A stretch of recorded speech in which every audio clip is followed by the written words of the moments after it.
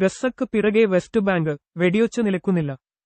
Siraj daily പ്രസിദ്ധീകരിച്ചത്. ഗസ്സ ജനരഹിത ഇടമാക്കി മാറ്റി Israel നിയന്ത്രണത്തിൽ കൊണ്ടുവരിക. വെസ്റ്റ് ബാങ്കിൽ ജൂതന്മാരെ കൂടുതൽ കുടിയിരുത്തുക. ഇതാണ് തന്ത്രം. ഫലസ്തീനെ പൂർണ്ണമായി മായ്ച്ചു കളയാനുള്ള ഈ നീക്കത്തിന് ലോകം കൂട്ടുനിൽക്കരുത്. വെടിനിർത്തൽ കരാർ അതിന്റെ ആദ്യഘട്ടത്തിലൂടെ കടന്നുപോകുമ്പോൾ ഹൃദയഹാരിയായ തിരിച്ചുവരവുകളുടെയും ആട്ടിയിറക്കപ്പെട്ട മണ്ണിലേക്ക് തിരിച്ചു ചെല്ലുന്നതിന്റെയും ആവേശമാണ് ഗസ്സയിൽ കാണുന്നത്. ഹമാസ് കസ്റ്റഡിയിലുണ്ടായിരുന്ന ബന്ദികളെ മോചിപ്പിക്കുന്നതിന് പകരമായി നിരവധി ഫലസ്തീൻ തടവുകാരെ ഇസ്രായേൽ വിട്ടേക്കുന്നുണ്ട്. ഈജിപ്തിന്റെയും ഖത്തറിന്റെയും യുഎസിന്റെയും മാധ്യസ്ഥ്യത്തിൽ നേരത്തെ തയ്യാറാക്കിയ ധാരണകൾക്കനുസരിച്ചാണ് കാര്യങ്ങൾ നീങ്ങുന്നത്. ഇസ്രായേലിൽ തിരിച്ചെത്തുന്ന ബന്ദികളെ സ്വീകരിക്കാൻ ടെൽ അവീവിൽ വലിയ ആഘോഷരാവുകളാണ് ഒരുക്കുന്നത്. മോചിതരായ തടവുകാരും ബന്ദികളും അവരുടെ ഉറ്റവർക്കും ഉടയവർക്കും സുഹൃത്തുക്കൾക്കും ഇടയിലെത്തുന്നത് വികാരഭരിതമായ രംഗങ്ങൾ സൃഷ്ടിക്കുന്നു. കൂടിച്ചേരലിന്റെ ഈ നിമിഷങ്ങൾ മനുഷ്യത്വമുള്ള മുഴുവൻ പേരിലും സുസ്ഥിര സമാധാനത്തിലേക്കുള്ള പ്രതീക്ഷകളും പ്രാർത്ഥനകളും ഉണർത്തുന്നു. ഗസ്സക്കാരെ കൊന്നത് മതി, ഇത് ഞങ്ങൾക്ക് വേണ്ടിയല്ല എന്ന് മുദ്രാവാക്യം മുഴക്കിയവരാണ് ബന്ദികളുടെ ബന്ധുക്കൾ. വംശഹത്യാ ആക്രമണം പ്രധാനമന്ത്രി ബെഞ്ചമിൻ നെതന്യാഹുവിന്റെ പ്രതിച്ഛായ കുത്തനെ ഇടിക്കുകയാണ് ചെയ്തത്. ഇസ്രായേലിൽ നടന്ന സർവേകളെല്ലാം ആക്രമണം ആനുപാതികമായിരുന്നില്ലെന്ന അഭിപ്രായമാണ് പങ്കുവച്ചത്. പ്രതിപക്ഷ നേതാവ് യെയർ ലാപിഡ് ഈ കാഴ്ചപ്പാട് വ്യക്തമാക്കിയിട്ടുണ്ട്. ഗസ്സ പുനർനിർമ്മിക്കാൻ അനുവദിക്കണം. നമുക്ക് നമ്മുടെ ജീവിതവും മുന്നോട്ട് കൊണ്ടുപോകണം.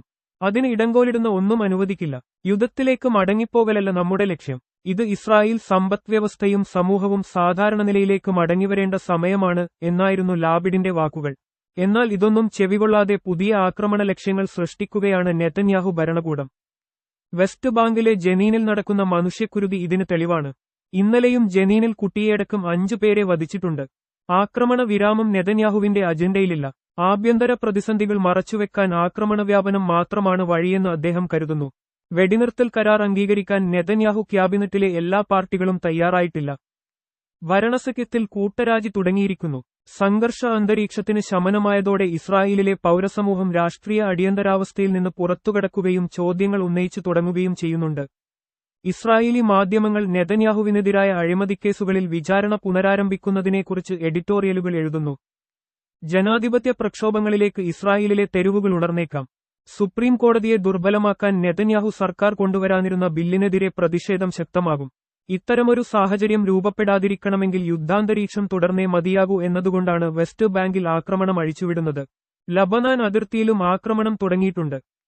ഫലസ്തീനികൾക്ക് നഷ്ടപ്പെട്ട ഭൂമിയുടെ കാൽഭാഗമെങ്കിലും ചേർത്ത് രാഷ്ട്രം പണിയാൻ വഴിയൊരുക്കിയ ഓസ്ലോ കരാറിൽ ഒപ്പുവെച്ചതിന് ഇഷ്താഖ് റബീനെ വെടിവെച്ച് കൊന്നവരാണ് സയനിസ്റ്റുകൾ.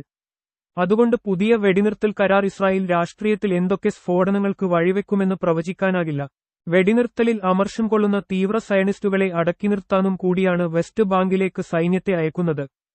ജോർദാൻ നദിയുടെ പടിഞ്ഞാറൻ തീരത്തുള്ള ചരിത്രപരമായി ഫലസ്തീന്റെ ഭാഗമായ പ്രദേശമാണ് വെസ്റ്റ് ബാങ്ക്. ഇസ്രായേൽ, ജോർദാൻ, ചാവുകടൽ എന്നിവയാൽ ചുറ്റപ്പെട്ട പ്രദേശം. ഫലസ്തീൻ കുടുംബങ്ങളിൽ നിന്ന് ബലപ്രയോഗത്തിലൂടെ കൈക്കലാക്കിയ ഭൂമിയിൽ അനധികൃത കുടിയേറ്റങ്ങളും ഔട്ട്പോസ്റ്റുകളും നിർമ്മിച്ച് അധിനിവേശം തുടരുകയാണ് ഇസ്രായേൽ. ലോകത്ത് ഏറ്റവും വേഗം അധിനിവേശം നടക്കുന്ന ഭൂവിഭാഗമായാണ് ഈ പ്രദേശത്തെ UN കണക്കാക്കുന്നത്.